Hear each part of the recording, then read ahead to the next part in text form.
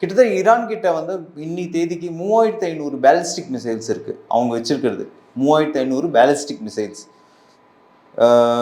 ஒரு 70 to 80% தான் கேரளாவோட 70% தான் இஸ்ரேல் கிட்ட. இந்தியாவோட இஸ்ரேல் வந்து 150 டைம்ஸ் ஆஃப் இந்தியான்னு வச்சுக்கோங்களேன். 150 இஸ்ரேல் சேர்ந்தா ஒரு இந்தியா.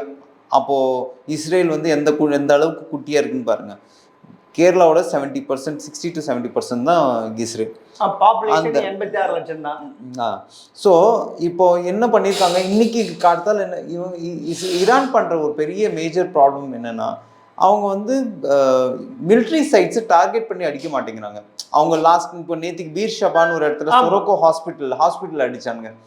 ஹாஸ்பிட்டல் வந்து சிவிலியன்ஸ் வாழணும், அந்த இடம்லாம் அடிக்கக்கூடாது. இவனுங்க வந்து இஸ்ரேல் வந்து டார்கெட்டட் மிசைல்ஸ் அவங்க பாருங்க, ஃபர்ஸ்ட் அடிச்சானுங்க நட்டான்ஸ் அடிச்சானுங்க, அதுக்கப்புறம் இஸ்ரேல் மிலிட்ரி கமாண்டர் அடிச்சானுங்க, மிலிட்ரி ஹெட் குவார்ட்டர்ஸ் அடிச்சானுங்க, அவங்களோட இன்டெலிஜென்ஸ் ஹெட் குவார்ட்டர்ஸ் அடிச்சானுங்க, அவங்களோட இன்டெலிஜென்ஸ் சீஃப் அடிச்சான், கமேனியோட பர்சனல் மிலிட்ரி அசோசியேட் அவனால எல்லாரும் டார்கெட் பண்ணி அடிக்கிறானுங்க.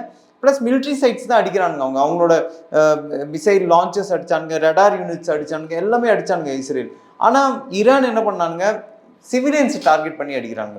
சார் நீங்கள் சொல்றதுல ஒரு வித்தியாசம். இஸ்ரேல் கிட்ட மொசாட்டின் அந்த உளவுத்துறை கரெக்டாக இது பண்ணி டார்கெட்